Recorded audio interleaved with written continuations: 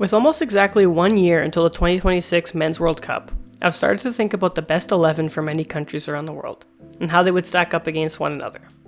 Being Canadian, obviously the Canadian men's national team is the first that came to mind.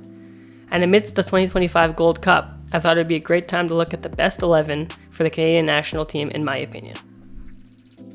I'd first like to state that I'll be naming the best 11 without injuries, as I want to look at the best potential lineup, not the best that they can field at the moment. I'll also want to do this for more countries going forward, and I will be not taking injuries into account for them as well.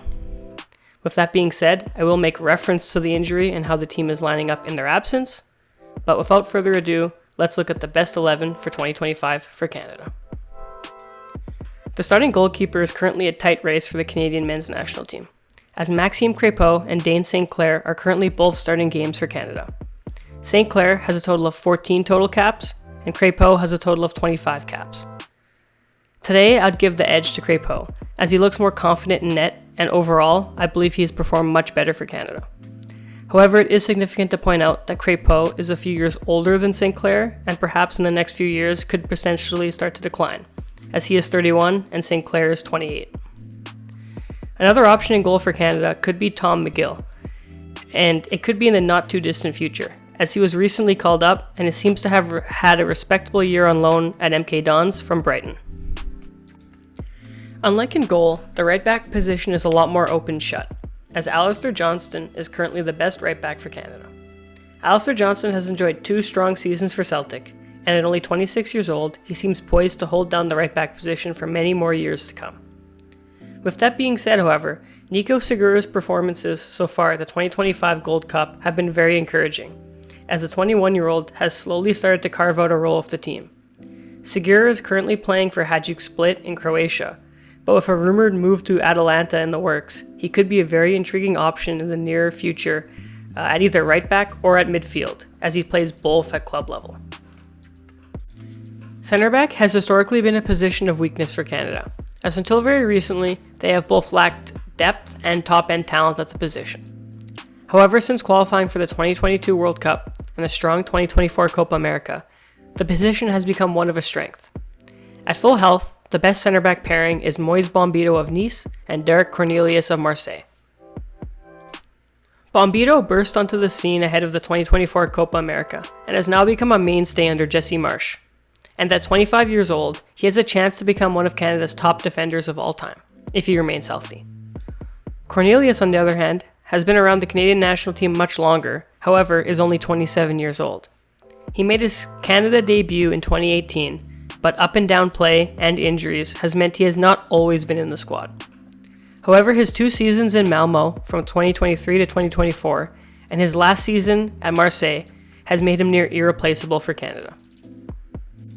It's worth noting that Kamal Miller has also featured quite heavily, and in the long term, Jamie Knight-Labelle and Luc de Fougerolles, I know I'm pronouncing that wrong, who are both under 21, could become the future of the backline for Canada if they continue to develop. Left back is, without a doubt, the easiest position to pick for Canada, as Alphonso Davies is the clear best player for Canada in general. Still only 24, Davies has been a mainstay in the national team since he was 16 years old, and will continue to be so whenever he is available.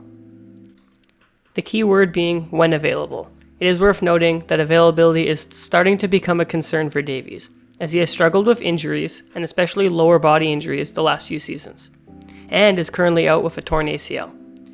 Historically, Davies' backup has been Sam Adekubi, however he recently downed with an Achilles tear as well.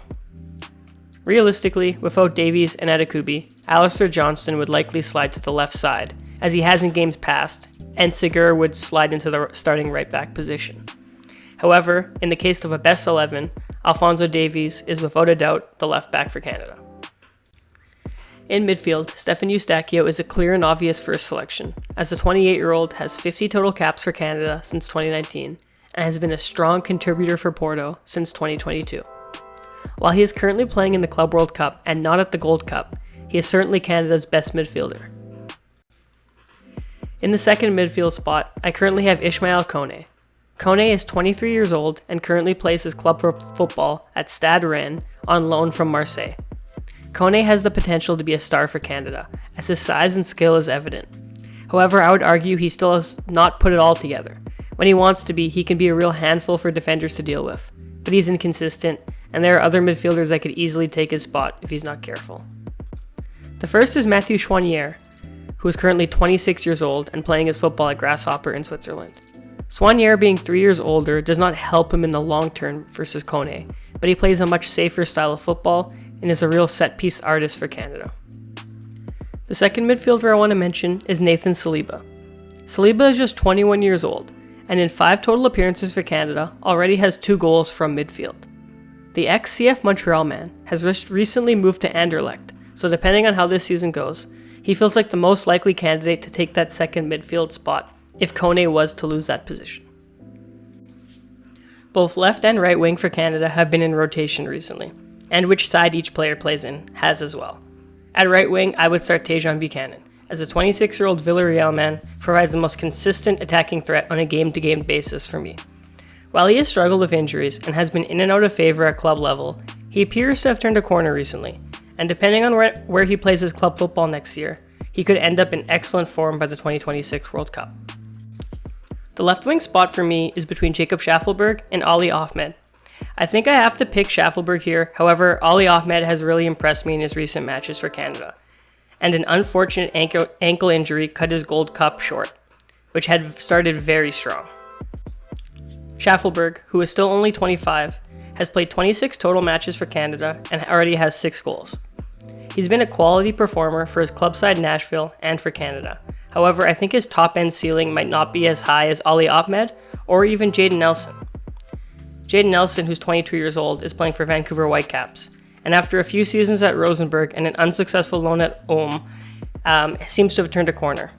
Ultimately, I believe Jayden Nelson has the highest overall potential, but it's still very unclear if he'll ever reach that potential. The first striker spot is very clearly Jonathan David's.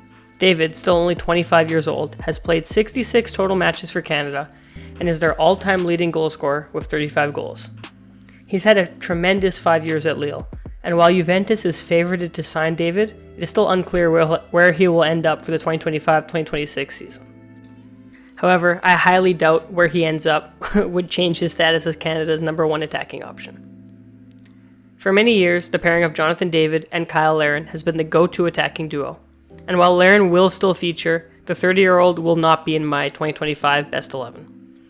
Instead, I would start Promise David alongside Jonathan David. Promise David has very rapidly rose the ranks of football in Europe, as the 23-year-old was playing in Malta just 2 seasons ago.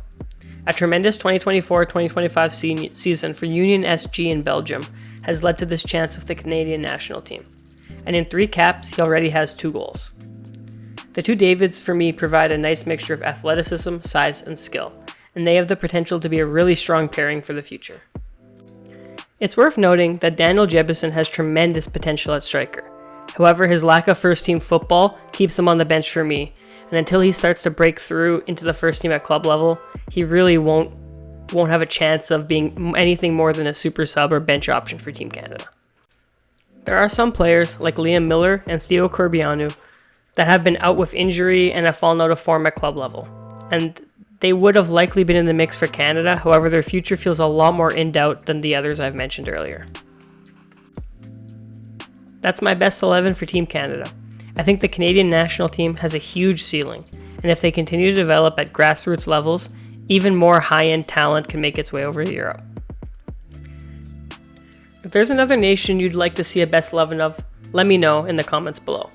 And if you enjoyed the video, feel free to leave a like and subscribe.